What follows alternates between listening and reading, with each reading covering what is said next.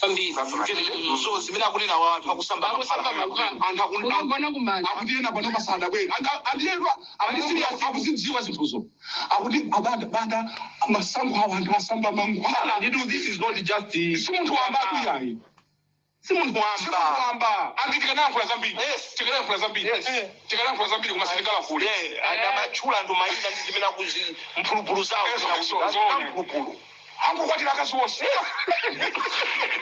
isankwena mwene wamamwina akananena kuti anthu asamba apana masankho awo anthu asamba wamalopena pena adi umadabwa zvino kuti ukakhamsisa inje kuti mamawina anonyimabwera kuti akuti apana masankho anthu asamba koma hao koma sizicheka sizosambia mankhwala zaulendo wala singangatangazi manisi kuveni manena akuti ena ndiyakwaba sadabwera kwasinana wadiyo ja antu ngadabe ajawa umafuna makhala bafu so wantu njama yangu amafa zikuzuku andisikuti muntu yo amango yangu naranto moyo abayiro kwakera bambali awumethula mayi akuchula akuchula kuti abana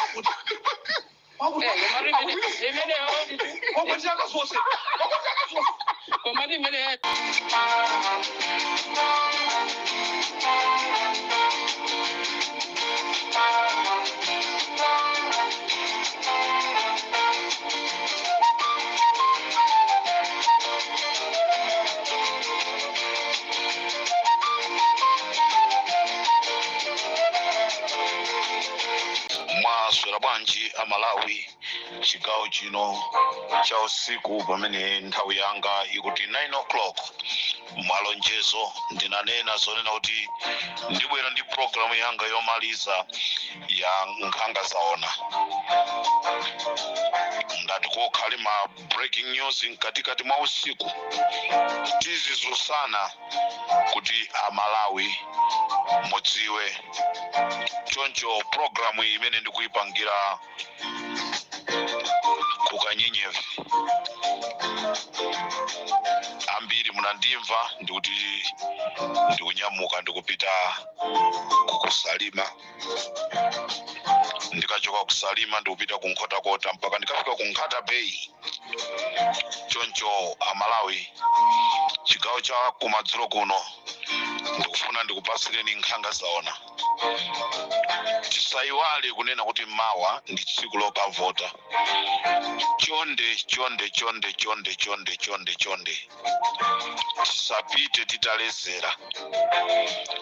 tisapite titalezera kuopa kukasokoneza voti yathu. Kumbukirani kunena kuti voti yathu ndiyofunika kwambiri kuti ikapulumutse dziko la Malawi.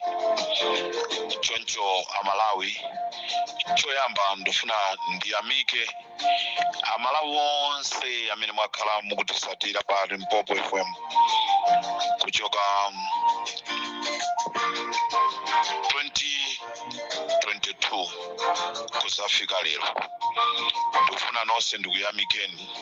Without you kunalibe programu ya nkhanga zaona. Ndipo tiyamikire kunena kuti mwakhala mukuyithandiza programu imeneyi kubweretsa ma information kuti ikhale programu yokoma. Nonse konse kumene muli amene mmakonda programu ya nkhanga zaona, Ambuye azikudalisani.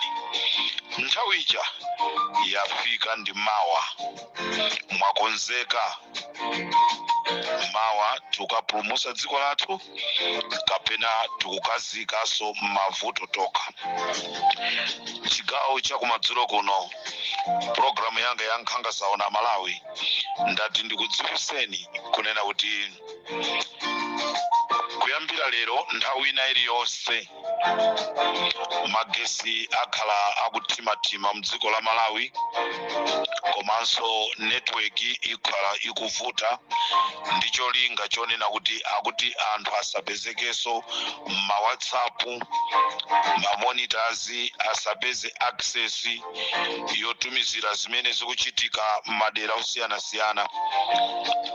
Choncho pamene tikupita mkatikati mwa 10 o'clock 11 o'clock 12 ngati mukuona magesi kuzimazima, imeneyo ndi strategy ya MCP, ndicho linga kuti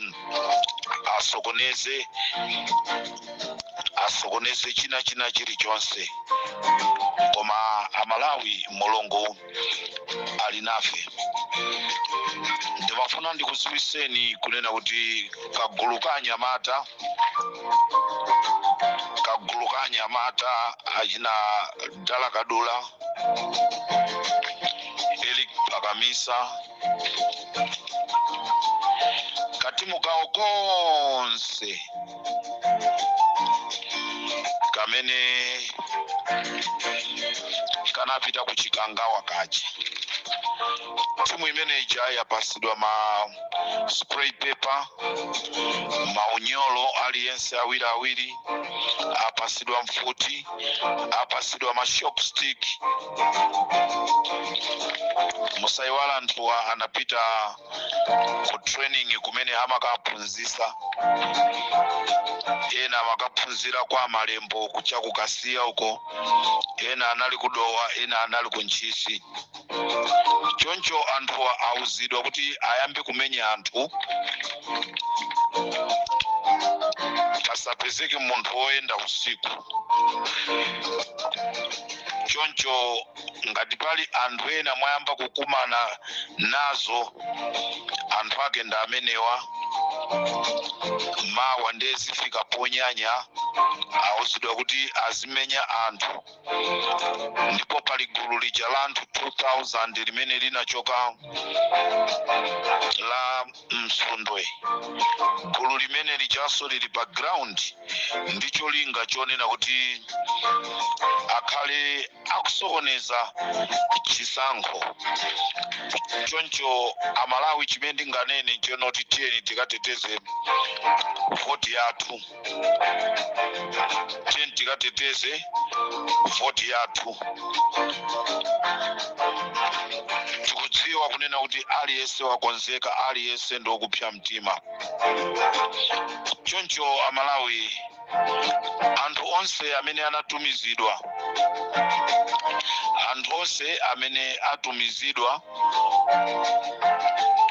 kuchokera ku Lilongwe, ndicho linga chokasokoneza mafiga mu Smartmatic. Amenewa onse amene atumizidwa chigawo chija chakumwera, Eastern Region, anthu onse achokera ku Lilongwe.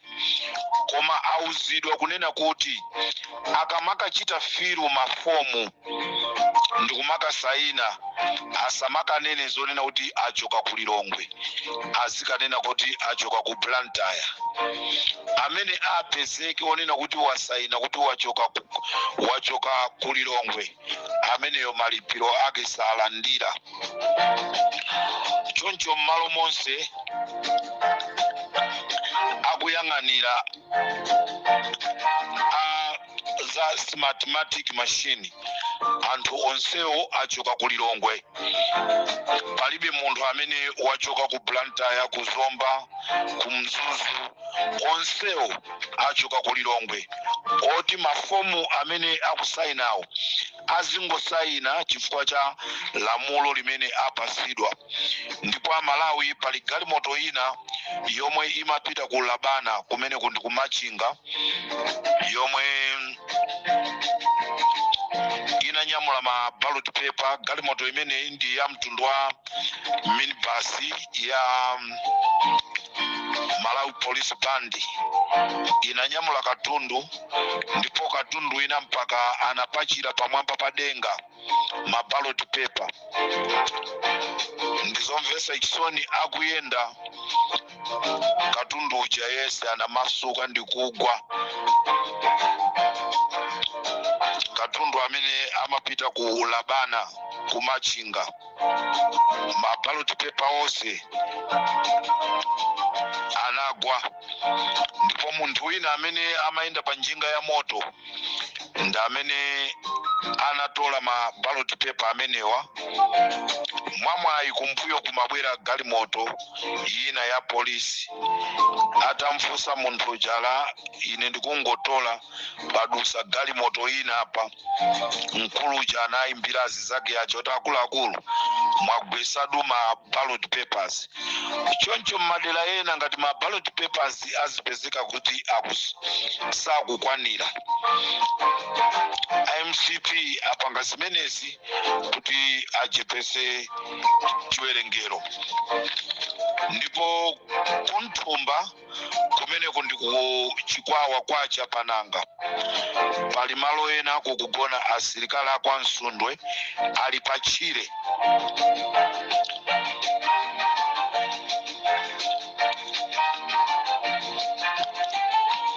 Kunthumba kwa Chapananga malo ena pakugona asilikali a Msundwe amene wakugona muchire kukonzekera kusokoneza chisankho. Tatiso tikuziwiseni kunena kuti anthu onse amene atumizidwa ku LEA kumene ndikudedza komanso ku Umbwi, anthu onse amene akuyang'anira chisankho kumene kusi apolisi amene tikwaziwawa ndi anthu wamba koma avazikidwa ma uniform a polisi.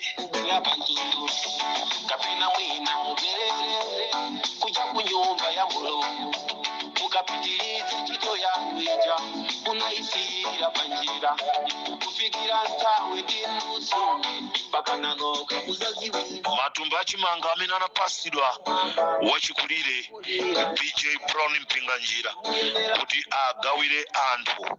Matumba onse achimanga atenga ndikuayika ku storeroom kwafusa kuti game yagona MCPC kubwereraso mboma apa ndofunika kuti kapya tonola simikizirika malinga ndi umboni umene ali Mpopo FM apeza kunena kuti amalemu Sidik Mia anamwalira chifukwa cha poison. Amalemu Sidik Mia anamwalira chifukwa cha poison. Ripoti la kuchipatala likusonyeza kunena kuti Sidik Mia anamwalira chifukwa cha poison osati anamwalira chifukwa cha COVID.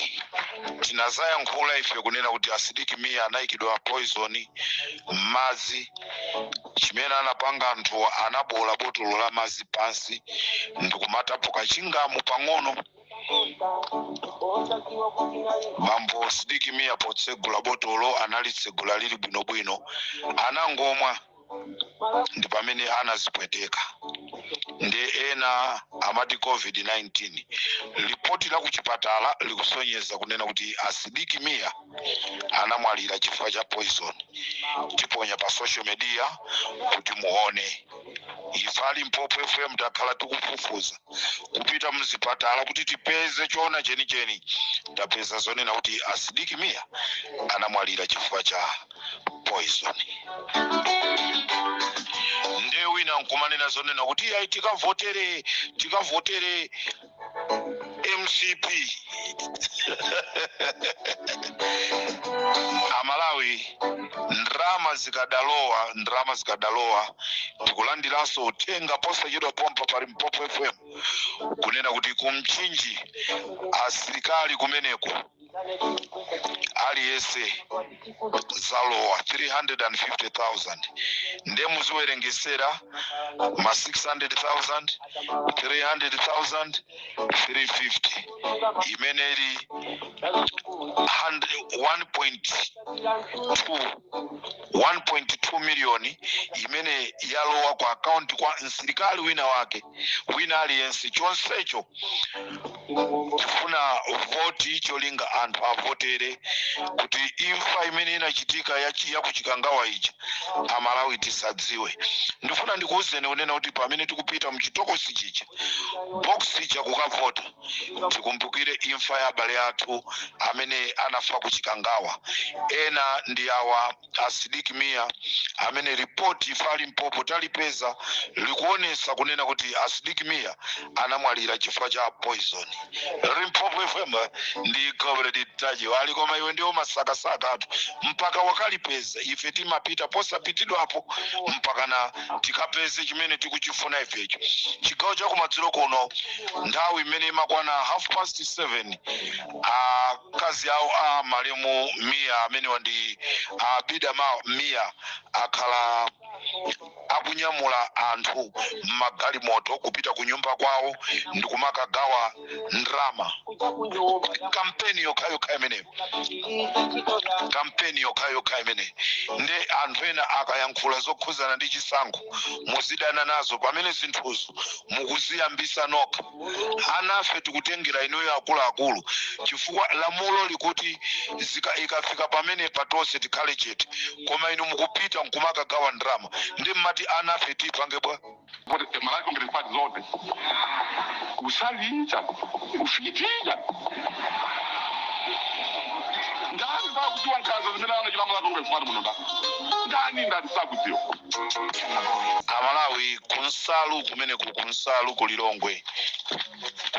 kulilongwe tikachoka pambavi timaenda kupita kutsogoloko nsalu kena kukwaka kudula nkumapita kutsogoloko kunsalu anthu akuopsezedwa kunena kuti amene sakavotera chakwera aona.